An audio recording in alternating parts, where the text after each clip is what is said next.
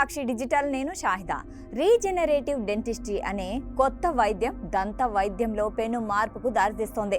దెబ్బతిన్న దంత కణజాలాలను తిరిగి పెంచడం, అవసరమైతే పూర్తిగా కొత్త దంతాలను సృష్టించడం లక్ష్యంగా శాస్త్రవేత్తలు పరిశోధనలు చేస్తున్నారు. ప్రపంచవ్యాప్తంగా చాలా మంది దంత వైద్యుల్ని సంప్రదించడానికి భయపడుతున్నారు. డ్రిల్లింగ్, ఫిల్లింగ్, శస్త్రచికిత్సలు వంటి సాంప్రదాయ చికిత్సలు కొంతమందిలో ఆందోళనను కలిగిస్తున్నాయి.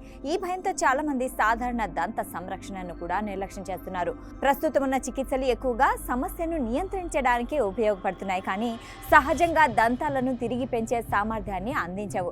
అందుకే శాస్త్రవేత్తలు శరీరంలోని సహజ పునరుత్పత్తి వ్యవస్థల్ని ఉపయోగించే కొత్త పద్ధతుల్ని దృష్టి పెట్టారు.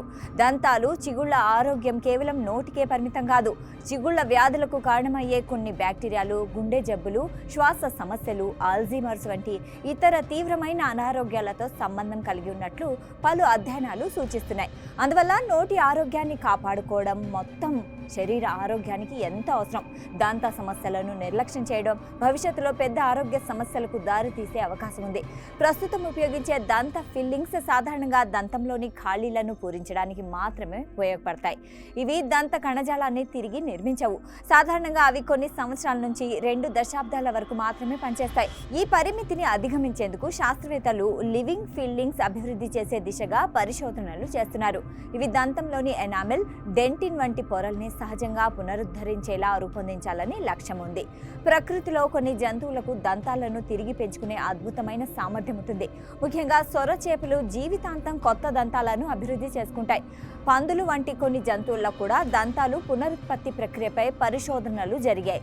ఈ సహజ ప్రక్రియల్ని ఆధారంగా చేసుకుని శాస్త్రవేత్తలు మానవ మూల కణాలను ఉపయోగించి ప్రయోగశాలలో జీవ సంబంధమైన దంతాలను పెంచే ప్రయత్నాలు చేస్తున్నారు. భవిష్యత్తులో ఒక వ్యక్తి సొంత కణాలను ఉపయోగించి దెబ్బతిన్న దంత కణజాలను పునరుద్ధరించడం, కొత్త దంతాలను పెంచడం, కట్టుడు పళ్ళు, ఇంప్లాంట్ల అవసరాన్ని తగ్గించడం సాధ్యమవుతుందని పరిశోధకులు భావిస్తున్నారు.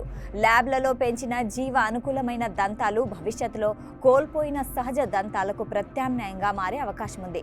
మానవ జంతు కణాలను ఉపయోగించి ఈ సాంకేతికతపై ఇప్పటికే ప్రయోగాలు జరుగుతున్నాయి.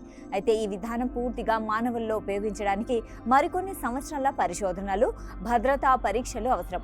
దంతాల నిర్మాణం, నాడులు, రక్త సరఫరా వంటి అంశాలను పూర్తిగా అర్థం చేసుకోవడం ఈ ప్రక్రియలో కీలకం.